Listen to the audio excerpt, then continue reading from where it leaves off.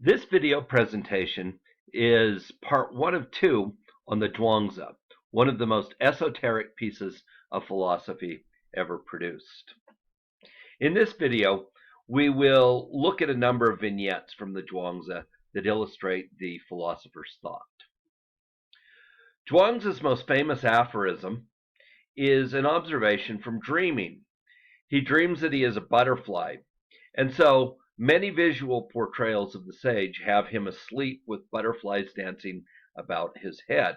That is how he is depicted in the RCCP text. The brief passage comes right at the end of chapter 2, which is entitled in our text, On Equalizing Things. It is found on page 224. Here it is. One night, Zhuangzi dreamed of being a butterfly, a happy butterfly showing off and doing as he pleased, unaware of being Zhuangzi. Suddenly he awoke, drowsily Zhuangzi again, and he could not tell whether it was Zhuangzi who had dreamt the butterfly or the butterfly dreaming Zhuangzi. But there must be some difference between them. This is called the transformation of things. Well, what are we to make of this odd little presentation? The last sentence seems to invoke a philosophical principle, the transformation of things. But what is the antecedent to the pronoun this in that sentence? What does the principle refer to? Having a confusing experience with dreaming? Being mixed up about who one is? Being transformed into something else in a dream? None of this is cleared up. It is left vague and ambiguous. The meaning is left uncertain and open to more than one interpretation. And what are we to make of the dream itself? Not only does Zhuangzi understand himself to be a butterfly in his dream, he understands the butterfly to be happy. And what on earth could make butterflies happy? It seems that Zhuangzi thinks that as a butterfly he is happy when he is doing just what butterflies do, flitting and fluttering, as Burton Watson translates it. Happiness, it would seem, is a matter of following one's nature.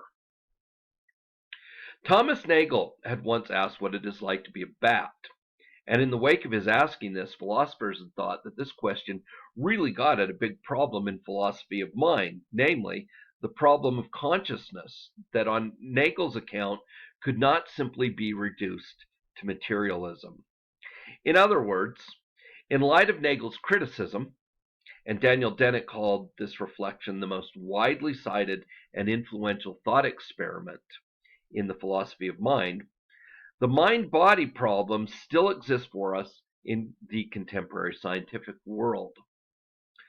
There is something that it feels like to be a bat, and theories of mind that do not get at this reflexive component are missing something.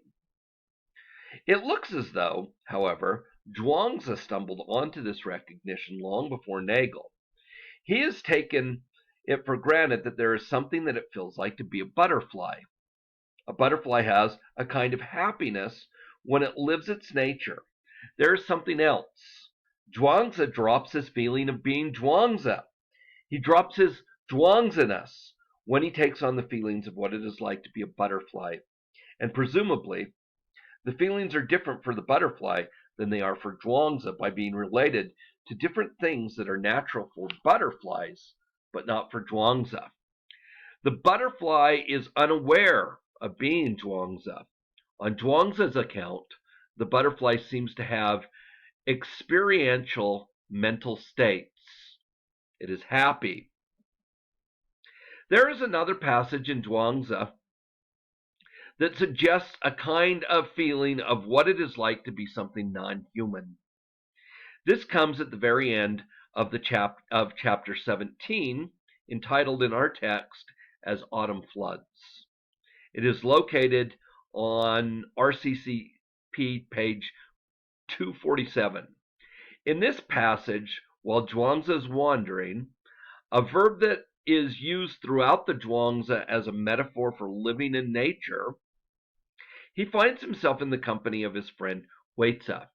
the very same Huizi of the school of names, and who is said to have once had a debate with one of Mengzi's students. Here is the passage. Zhuangzi and Huizi were wandering on a bridge over the Hao River. Zhuangzi said, "Look at those mottled fish out wandering at ease." Notice that the fish wander too. "That's what fish like." Huizi said, "You are not a fish. How do you know what fish like?" Zhuangzi said, "You are not me. How do you know I don't know what fish like?" Huizi said, "I'm not you, so I certainly don't know what you know. And since you're not a fish, you don't know what fish like. There, perfect." Zhuangzi said, "Let's go back to the beginning. When you asked how I knew what fish liked, you had to know I knew already in order to ask. I know it by the Hao River. That's how." Here again, Zhuangzi seems to intuit a mental state of enjoyment to fish when they are doing what they do by nature. Huizi is skeptical that Zhuangzi could know anything about the mental states of fish.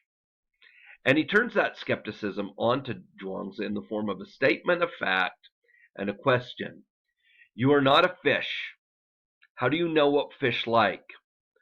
Zhuangzi, though, adroitly gives a counter-challenge back to Huizi in the same form, a statement of fact and a question. "You are not me. How do you know I don't know what fish like?" Zhuangzi has clearly hit upon a version of the problem of other minds here. If we are unable to attribute knowable mental states to fish based, say, on their behavior, how can we attribute knowable mental states to other people when all that we have available to inspection is their behavior? Huizi falls into Zhuangzi's skeptical trap. He admits that he is not Zhuangzi and so cannot know Zhuangzi's mental content, or really, even if there is any mental content, perhaps Zhuangzi is a philosophical zombie. Huizi does claim to know, however, that Zhuangzi is distinct from the fish, and so their mental states reside in distinct mental entities that are invisible to each other. Recall, though, Huizi's ideas from the School of Names. This is the summary of his philosophy that we get from Van Noorden's introduction, page 107. In summary, the overall point of Huizi's philosophy is that we should indiscriminately care for others because all spatial and qualitative differences among things are arbitrary and hence unjustified. Here is the same idea expressed by Feng Yunlan. Huizi argues that all things are relative and in a state of flux. There is no absolute difference or absolute separation among them. Everything is constantly changing into something else. It is a logical conclusion, therefore, that all things are one, and hence that we should love all things without discrimination. Huizi has been caught up by his own philosophical commitments, and Zhuangzi knows this. Huizi is committed to these two propositions. Zhuangzi is distinct from the fish, and there are no non-arbitrary distinctions, so everything is one. But this is a contradiction, and one of these propositions has to give. Zhuangzi's final answer about how he knows the mental states of the fish is so interesting. "I know it by the Hao River, that's how." Look at the footnote in the RCCP to see that the how here might also be translated as where. On this alternative, the sentence would read, "I know it by the Hao River, that's where." Go back to Van Noorden's description of Huizi's philosophy. All spatial differences among things are arbitrary. How does Zhuangzi know that the fish are happy? By being in their vicinity. He kind of blends into their experience. In the dream aphorism, Zhuangzi's butterfly does not seem, however, to have a conscious state of self in the way that Zhuangzi does. But is this recognition of a self natural or a fabrication? In the Autumn Floods chapter, Zhuangzi distinguished what is natural from what is of man. In a passage not in our RCCP, here is how Feng Yunlan presents Zhuangzi in making this distinction. What is of nature, he says, is internal. What is of man is external. That oxen and horses should have 4 feet is of nature. That a halter should be put on a horse's head, or a string through an oxen's nose, is what is of man. Is the sense of having a self like having 4 legs, or is it like having a halter? There's reason to think that in our natural state there is no real recognition of self, but only of doing. When we achieve the way and what is natural for us, this involves a kind of forgetting of the self and living in the zone while performing some kind of skilled activity. Achieving the way and what is natural, then, may require years of developing a skill in which one can become like a butterfly, or fish beneath the bridge, or Stephen Curry. Consider these 2 skilled activities stories. The first comes from chapter 13, Heaven's Way, and revolves around a fellow named, in accord with Zhuangzi's ridiculous naming scheme, Wheelwright Slab. It is on pages 244 and 245 of RCCP. Duke Huan was reading a book up in his hall. Wheelwright Slab was chiseling a wheel in the courtyard below. He put down his hammer and his chisel and ascended, asking Duke Huan, "Excuse me, what are you reading?"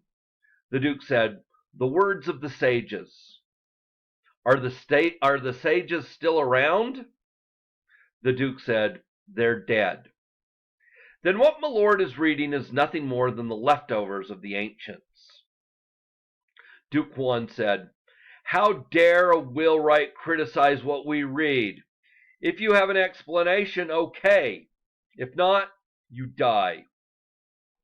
Wheelwright Slab said, "Your servant looks at it from the point of view of his own business. When I chisel a wheel, if I hit it too softly, it slips and won't bite. If I hit it too hard, it jams and won't move. Neither too soft nor too hard. I get it in my hand and respond with my mind. But my mouth cannot put it into words. There is an art to it, but your servant can't show it to his own son, and he can't get it from me. I've done it this way for 70 years, and am growing old chiseling wheels. The ancients died with what they could not pass down, so what my lord is reading can only be their leftovers." Consider this story in combination with this passage from chapter 26 in our RCCP text entitled Outside Things. A trap is for fish. When you've got the fish, you can forget the trap. A snare is for rabbits. When you've got the rabbit, you can forget the snare. Words are for meaning. When you've got the meaning, you can forget the words. Where can I find someone who's forgotten words so I can have a word with him? Words are for Zhuangzi externals, and so are of men rather than of heaven or of nature. Words can give us a relative understanding of where we want to go. The wheelwright can say to his son, "Hit the chisel hard this time." Or someone can tell a person learning to drive a standard transmission, "Let the clutch out slowly with your left foot while you lightly push the accelerator pedal with your right foot." The wheelwright's son, however, is likely to mess up the wheel 1,000,000 times, and everyone hearing those words